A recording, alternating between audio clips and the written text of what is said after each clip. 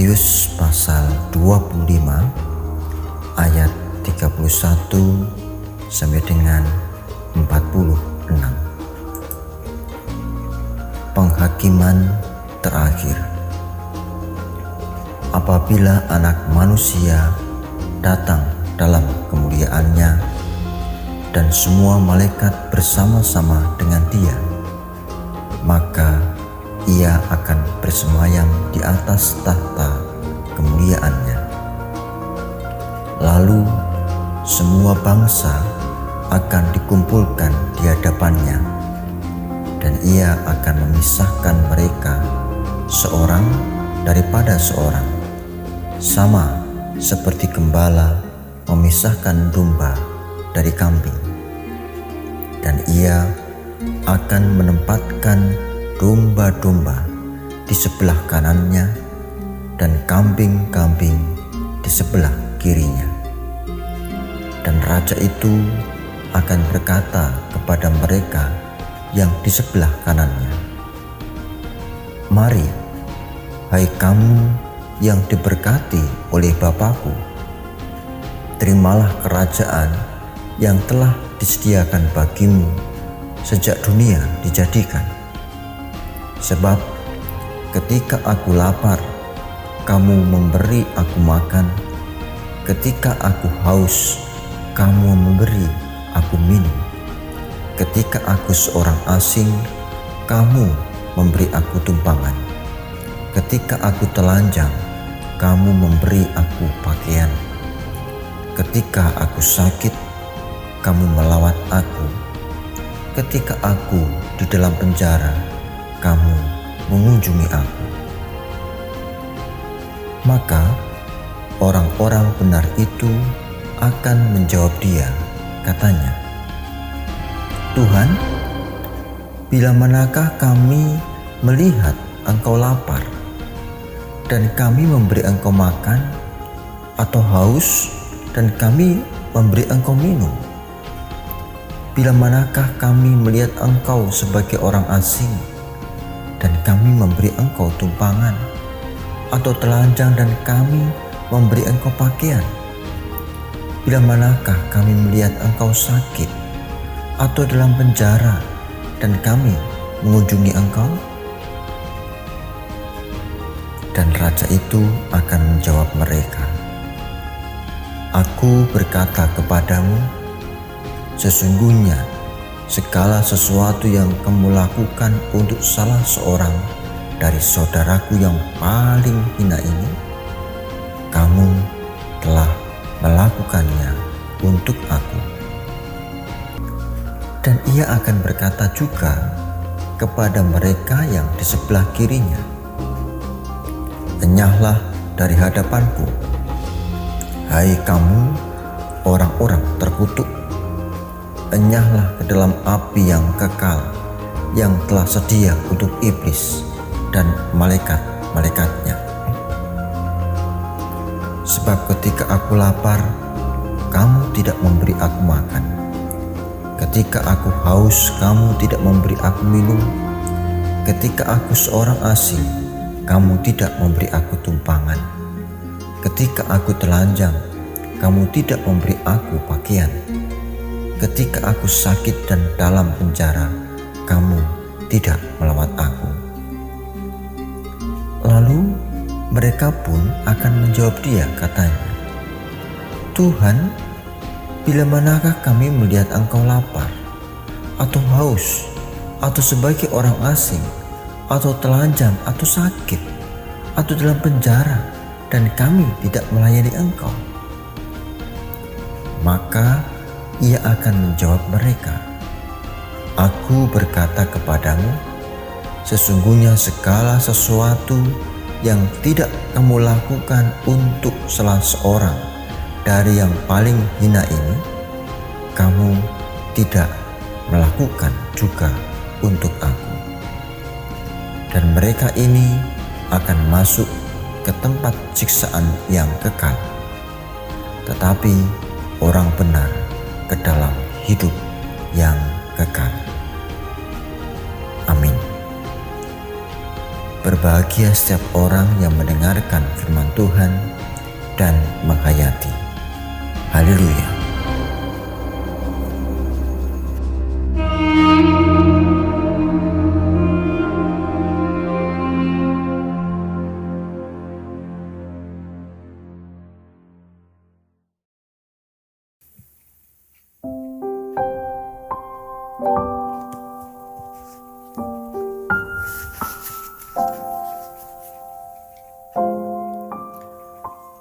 Salam pamuji rahayu. Bapak, Ibu, Saudara, dan anak-anak yang dikasihi Tuhan, saya mengucapkan selamat tahun baru 2022. Kiranya di tahun yang baru ini kita dimampukan mengisi lembaran baru yang indah dan senantiasa bersama dengan damai Tuhan. Amin. Bapak, Ibu, Saudara, anak-anak yang terkasih, bisa melihat buku tulis ini ya. Ya, di dalam buku tulis ini ada tulisan-tulisan yang sudah tertulis begitu. Tetapi ada juga lembar yang masih kosong, belum ada tulisannya. Nah, yang dimaksud dengan lembaran baru adalah lembar yang masih kosong. Di tahun yang baru, kita mengisi lembar kosong ini dengan tulisan-tulisan yang tentu baru. Kita tidak bisa menghilangkan tulisan yang lama. Tahun 2021 sudah berlalu, tetapi kita tidak bisa menghilangkannya begitu saja.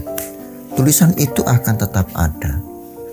Ini yang disebut dengan sejarah. Tulisan-tulisan yang sudah berlalu. Di dalam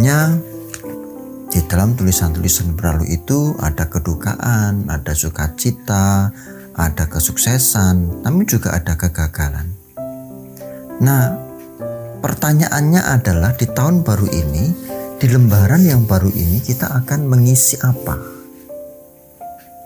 Hal-hal seperti apa yang akan kita isikan? Nah, untuk mengisinya memang kebebasan kita. Tetapi di sana nanti akan ada situasi, ada keadaan yang terkadang kita harus bijak menanggapinya. Lebih-lebih kita harus memiliki spiritualitas yang benar agar supaya kita dimampukan menulis lembaran baru ini lebih baik di tahun daripada tahun sebelumnya. Bapak, Ibu, Saudara, anak-anak yang terkasih, sekarang tiba saatnya mari kita diam sejenak, kita mikir sejenak gitu ya. Apa impian Anda? Apa yang akan Anda isikan di lembaran baru di tahun 2022 ini? Ya, saya kira cukup, tak usah terlalu lama. Nanti kalau mau lebih lama lagi boleh setelah Rese 110 ini. Bisa direnungkan lebih mendalam. Nah, mari kita masuk ke teks suci yang kita baca tadi. Kristus adalah Gembala Agung. Dan sekarang Ia memberi makan domba gembalaannya. Karena Ia memiliki domba itu, memberi makan setiap saat, maka dengan cepat Ia akan mengenali mana domba gembalaannya dan mana yang tidak. Maka mudah bagi Kristus memisahkan mana domba dan mana kambing. Mengapa? Karena Ia sungguh mengenal domba-domba gembalaannya. Lalu Ia meletakkan domba di sebelah kanan dan kambing di sebelah kiri. Nah, di sini ada poin penting. Selain Kristus begitu mengenal domba-dombanya karena ia senantiasa berrelasi dengan mereka, memberi makan, memberikan perawatan-perawatan, ya kalau dalam konteks kehidupan kita, bukankah kehidupan kita yang adalah domba-domba milik Kristus dan senantiasa memberikan berkat-Nya, berrelasi dengan kita semua? Nah, makna selanjutnya adalah ketika domba diletakkan di sebelah kanan, tidak di sebelah kiri. Yang kiri itu kambing. Sang Gembala Agung memberikan kehormatan kepada orang-orang yang mengikutinya, kepada orang-orang yang merupakan dombanya. Sebelah kanan adalah makna penghormatan. Ditengenke, dikanankan. Nah, meletakkan di sebelah kanan ini selain penghargaan juga sebuah penghormatan dan kasih. Di sebelah kanan berarti suatu kepastian bahwa domba-domba miliknya itu berada dalam rengkuhan, kekuatan, dan kuasa Tuhan. Gampangnya, kita dalam posisi aman di tangan kanan Tuhan, di sebelah kanan Tuhan. Peletakan di kanan dan kiri berdasarkan pada panggilan sosial bagi gereja. Ini juga penting. Ternyata ketika domba diletakkan di sebelah kanan dan kambing diletakkan di sebelah kiri, itu semua berdasarkan pada panggilan sosial bagi gereja. Apa maksudnya? Yang disebut domba adalah mereka yang senantiasa mau mengikuti nasihat perintah Kristus.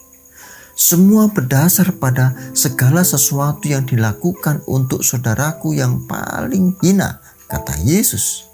Kamu telah melakukannya untuk aku.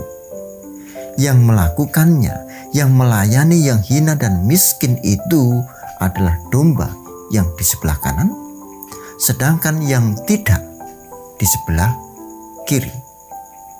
Melayani yang hina dan miskin sama halnya melayani Yesus. Nah, sesungguhnya kita bisa berefleksi. Jangan-jangan kita bukan domba, tetapi kambing. Karena kita maunya dilayani, tidak melayani. Bersyukur di gereja kita memiliki komisi-komisi yang berbasis kepada ketugasan. Ada komisi pelayanan, jadi ketika ada acara di LP begitu ya, dulu sebelum pandemi kita bisa bersama-sama ke sana.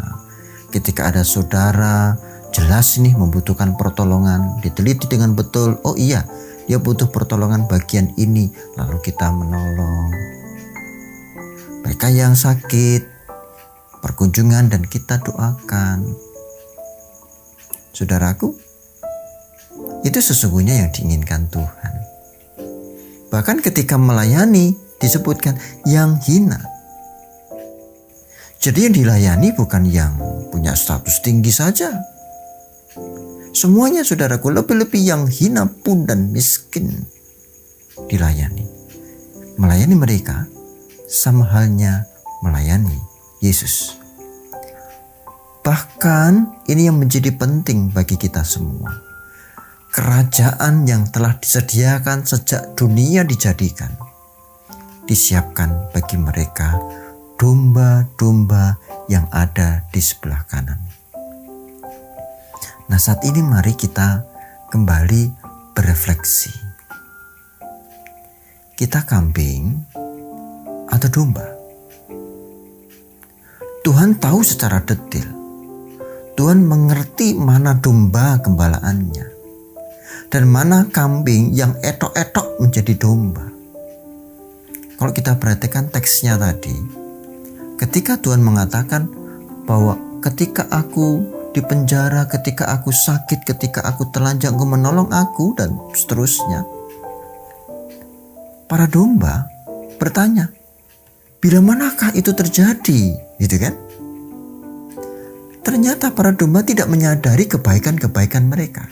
Catatan saudara, orang yang terbiasa menolong sesamanya, dia tidak merasakan bahwa dia sedang menolong. Tetapi orang yang menolong dengan pamrih, embel-embel, biasanya dititeni, wah aku sudah menolong dia gini-gini. Orang kalau sudah terbiasa baik, saudara, nggak kerasa bahwa dia melakukan kebaikan, karena segala kebaikannya itu menyatu dalam hidupnya. Maka para domba bertanya kepada Bapa, kapan itu? Bila manakah itu terjadi? Bukan tidak tahu, tetapi itu kan biasa. Maka pertanyaan yang sama oleh para kambing. Tuhan, kapan itu terjadi? Sama pertanyaannya. Tetapi berbeda. Kapannya, pertanyaannya kambing, bila manakah begitu ya dalam bacaan teksnya. Itu berdasarkan pada memang, kapan toh? Masa Tuhan kok seperti itu? Masa kok Tuhan hina? Masa kok Tuhan kalah? Masa kok Tuhan disamakan dengan mereka yang hina? Meskipun jawabannya sama, tetapi maknanya berbeda. Maka yuk kita berefleksi. Kita domba atau kambing? Kambing yang berpura-pura menjadi domba. Saudaraku, masih ada kesempatan justru di tahun 2022 ini. Jika kita sudah menjadi domba, baik kita teruskan dan perbaiki senantiasa agar benar-benar menjadi domba milik Tuhan. Nah, sekarang kita ambil lagi kertas kita tadi. Tahun 2022 mau diisani nopo? Akan diisi apa nih kertas ini? Kertas kehidupan kita mau diisi apa? Hal yang sering membuat kita gagal menjadi domba peliharaan Tuhan adalah ingin menerima kerajaan yang telah disediakan, mau menerima berkat-berkatnya tetapi tidak bersedia melayani yang hina. Atau mungkin mereka melakukannya, pelayanan-pelayanan itu tetapi tidak disertai dengan kekudusan hati. Kertas putih dalam lembaran kehidupan kita mau ditulisi apa? Ditulisi sebagai domba milik kepunyaan Allah, atau ditulisi sebagai kambing-kambing yang berada di kirinya Tuhan. Saya mengajak kita semua di tahun 2022 ini, mari menuliskan sejarah yang lebih baik. Sejarah yang lebih baik di tahun ini. Diputuskan bersama dengan Tuhan, kita melakukan dan mengupayakan hal-hal yang baik. Selamat menghayati tahun baru 2022. Dan untuk GKJ Jatimulyo, selamat menghayati ulang tahun ke-57. Milikilah lembaran baru dengan tulisan-tulisan kehidupan yang indah di tahun baru. Amin. Mari bersama kita berdoa. Tuhan, kami mengucap syukur atas penyertaan-Mu. Semuanya itu terjadi karena kasih-Mu. Dan di tahun baru ini kiranya lembaran kami, lembaran yang baru, Tuhan ikut serta menuliskan sejarah kehidupan yang baik, di mana kami senantiasa bersedia memberikan pelayanan bagi saudara kami yang hina sekalipun. Kami yakin dan percaya Tuhan menyertai kami. Demi nama kudus Kristus Sang Penebus, kami berdoa dan mengucap syukur. Amin. Salam Kailujengan.